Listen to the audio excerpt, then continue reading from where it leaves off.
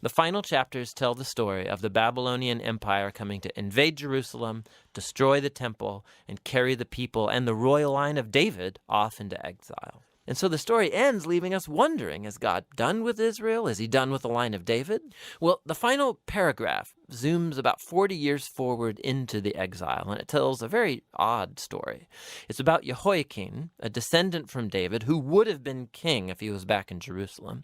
And the king of Babylon releases him from prison and invites him to eat at the royal table for the rest of his life, and the book ends. So it's not much, but it's a story that gives a glimmer of hope that God has not abandoned the line of David. So the question now is, how is God going to fulfill his promises to Abraham, to David? How is he going to bless the nations and bring the Messianic kingdom? And to answer those questions, you have to read on into the wisdom and the prophetic books. But for now, that's the book of Kings. 2 Kings 24. In his days, Nebuchadnezzar, king of Babylon, came up, and Jehoiakim became his servant 3 years. Then he turned and rebelled against him. And the Lord sent against him bands of the Chaldeans, and bands of the Syrians, and bands of the Moabites, and bands of the Ammonites, and sent them against Judah to destroy it, according to the word of the Lord that he spoke by his servants the prophets. Surely this came upon Judah at the command of the Lord, to remove them out of his sight for the sins of Manasseh, according to all that he had done, and also for the innocent blood that he had shed. For he filled Jerusalem with innocent blood, and the Lord would not pardon. Now the rest of the deeds of Jehoiakim, and all that he did, are they not written in the book of the Chronicles of the kings of Judah? So Jehoiakim slept with his fathers, and Jehoiakim his son reigned in his place. And the king of Egypt did not come again out of his land, for the king of Babylon had taken all that belonged to the king of Egypt, from the brook of Egypt to the river Euphrates. Jehoiakim was 18 years old when he became king, and he reigned 3 months in Jerusalem. His mother's name was Nehushta, the daughter of Elnathan of Jerusalem. And he did what was evil in the sight of the Lord, according to all that his father had done. At that time, the servants of Nebuchadnezzar, king of Babylon, came up to Jerusalem, and the city was besieged. And Nebuchadnezzar, king of Babylon, came to the city while his servants were besieging it. And Jehoiakim, the king of Judah, gave himself up to the king of Babylon, himself and his mother, and his servants and his officials and his palace officials. The king of Babylon took him prisoner in the 8th year of his reign, and carried off all the treasures of the house of the Lord, and the treasures of the king's house, and cut in pieces all the vessels of gold in the temple of the Lord, which Solomon king of Israel had made, as the Lord had foretold. He carried away all Jerusalem, and all the officials and all the mighty men of valor, 10,000 captives, and all the craftsmen and the smiths. None remained except the poorest people of the land. And he carried away Jehoiakim to Babylon. The king's mother, the king's wives, his officials, and the chief men of the land he took into captivity from Jerusalem to Babylon. And the king of Babylon brought captive to Babylon all the men of valor, 7,000, and the craftsmen and the metalworkers, 1,000, all of them strong and fit for war. And the king of Babylon made Mattaniah, Jehoiakim's uncle, king in his place, and changed his name to Zedekiah. Zedekiah was 21 years old when he became king, and he reigned 11 years in Jerusalem. His mother's name was Hamutal, the daughter of Jeremiah of Libnah. And he did what was evil in the sight of the Lord, according to all that Jehoiakim had done. For because of the anger of the Lord, it came to the point in Jerusalem and Judah that he cast them out from his presence. And Zedekiah rebelled against the king of Babylon. 2 Kings 25. And in the 9th year of his reign, in the 10th month on the 10th day of the month, Nebuchadnezzar, king of Babylon, came with all his army against Jerusalem and laid siege to it. And they built siege works all around it. So the city was besieged till the 11th year of King Zedekiah. On the 9th day of the 4th month, the famine was so severe in the city that there was no food for the people of the land. Then a breach was made in the city, and all the men of war fled by night by the way of the gate, between the 2 walls by the king's garden, though the Chaldeans were around the city. And they went in the direction of the Arabah. But the army of the Chaldeans pursued the king and overtook him in the plains of Jericho, and all his army was scattered from him. Then they captured the king, and brought him up to the king of Babylon at Riblah, and they passed sentence on him. They slaughtered the sons of Zedekiah before his eyes, and put out the eyes of Zedekiah, and bound him in chains, and took him to Babylon. In the 5th month, on the 7th day of the month, that was the 19th year of King Nebuchadnezzar, king of Babylon, Nebuzaradan, the captain of the bodyguard, a servant of the king of Babylon, came to Jerusalem. And he burned the house of the Lord and the king's house, and all the houses of Jerusalem. Every great house he burned down. And all the army of the Chaldeans who were with the captain of the guard broke down the walls around Jerusalem. And the rest of the people who were left in the city, and the deserters who had deserted to the king of Babylon, together with the rest of the multitude, Nebuzaradan, the captain of the guard, carried into exile. But the captain of the guard left some of the poorest of the land to be vine dressers and plowmen. And the pillars of bronze that were in the house of the Lord, and the stands and the bronze sea that were in the house of the Lord, the Chaldeans broke in pieces and carried the bronze to Babylon. And they took away the pots and the shovels, and the snuffers and the dishes for incense, and all the vessels of bronze used in the temple service, the fire pans also, and the bowls. What was of gold the captain of the guard took away as gold, and what was of silver as silver.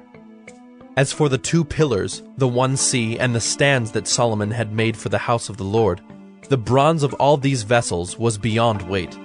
The height of the one pillar was 18 cubits, and on it was a capital of bronze. The height of the capital was 3 cubits. A latticework and pomegranates, all of bronze, were all around the capital, and the 2nd pillar had the same with the latticework. And the captain of the guard took Seraiah the chief priest, and Zephaniah the 2nd priest, and the 3 keepers of the threshold. And from the city he took an officer who had been in command of the men of war, and 5 men of the king's council, who were found in the city, and the secretary of the commander of the army, who mustered the people of the land, and 60 men of the people of the land, who were found in the city. And Nebuzaradan, the captain of the guard, took them and brought them to the king of Babylon at Riblah. And the king of Babylon struck them down and put them to death at Riblah in the land of Hamath.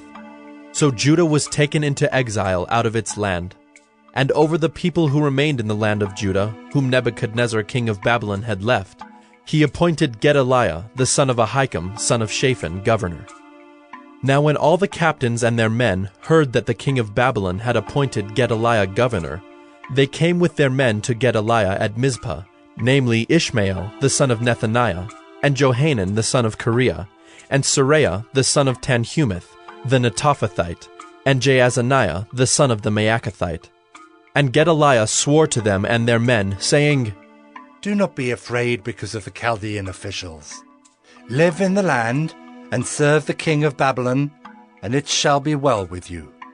But in the 7th month, Ishmael, the son of Nethaniah, son of Elishama of the royal family, came with 10 men and struck down Gedaliah and put him to death, along with the Jews and the Chaldeans who were with him at Mizpah. Then all the people, both small and great, and the captains of the forces arose and went to Egypt, for they were afraid of the Chaldeans. And in the 37th year of the exile of Jehoiakim, king of Judah, in the 12th month, on the 27th day of the month, Evil-Merodach, king of Babylon, in the year that he began to reign, graciously freed Jehoiakim, king of Judah, from prison. And he spoke kindly to him, and gave him his seat above the seats of the kings who were with him in Babylon.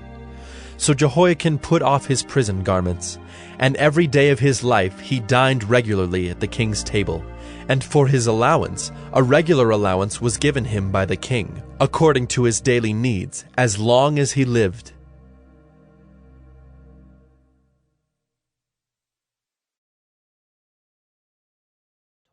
Now, the book's conclusion is really unique, too. At the very end of the book, the king of the Persians, his name's Cyrus, and he tells the Israelites that they can go back home, return from exile, rebuild the city and the temple. And he says, last line of the book, "Whoever there is among you, of all his people, may the Lord his God be with him, and let him go up."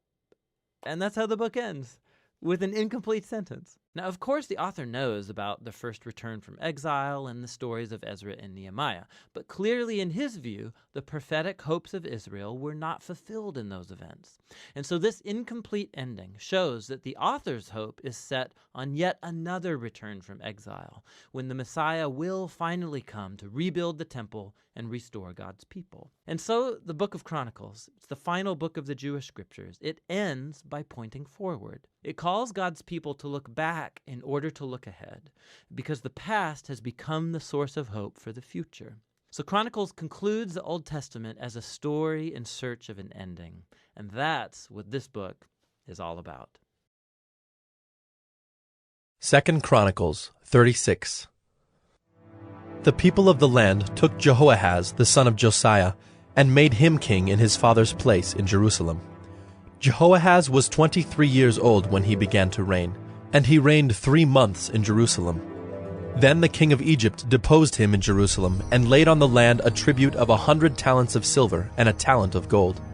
And the king of Egypt made Eliakim his brother king over Judah and Jerusalem, and changed his name to Jehoiakim. But Necho took Jehoahaz his brother and carried him to Egypt. Jehoiakim was 25 years old when he began to reign, and he reigned 11 years in Jerusalem.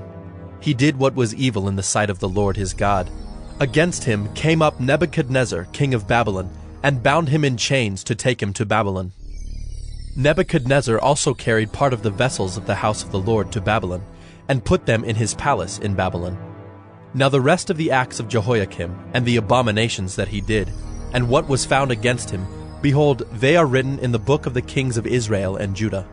And Jehoiakim his son reigned in his place. Jehoiakim was 18 years old when he became king, and he reigned 3 months and 10 days in Jerusalem. He did what was evil in the sight of the Lord. In the spring of the year, King Nebuchadnezzar sent and brought him to Babylon, with the precious vessels of the house of the Lord, and made his brother Zedekiah king over Judah and Jerusalem. Zedekiah was 21 years old when he began to reign, and he reigned 11 years in Jerusalem. He did what was evil in the sight of the Lord his God. He did not humble himself before Jeremiah the prophet, who spoke from the mouth of the Lord.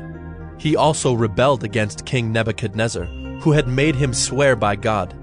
He stiffened his neck and hardened his heart against turning to the Lord, the God of Israel. All the officers of the priests and the people likewise were exceedingly unfaithful, following all the abominations of the nations. And they polluted the house of the Lord that he had made holy in Jerusalem. The Lord, the God of their fathers, sent persistently to them by his messengers, because he had compassion on his people and on his dwelling place. But they kept mocking the messengers of God, despising his words and scoffing at his prophets, until the wrath of the Lord rose against his people, until there was no remedy. Therefore he brought up against them the king of the Chaldeans, who killed their young men with the sword in the house of their sanctuary, and had no compassion on young man or virgin, old man or aged.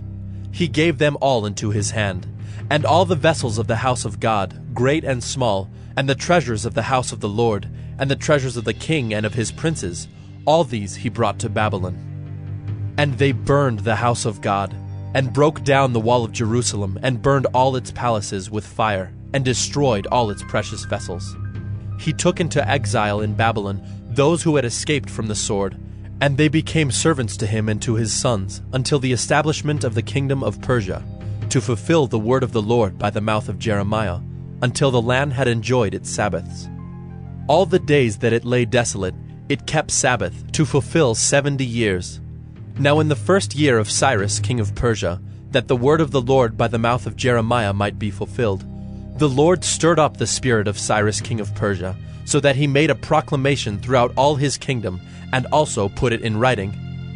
Thus says Cyrus king of Persia, The Lord, the God of heaven, has given me all the kingdoms of the earth, and he has charged me to build him a house at Jerusalem, which is in Judah.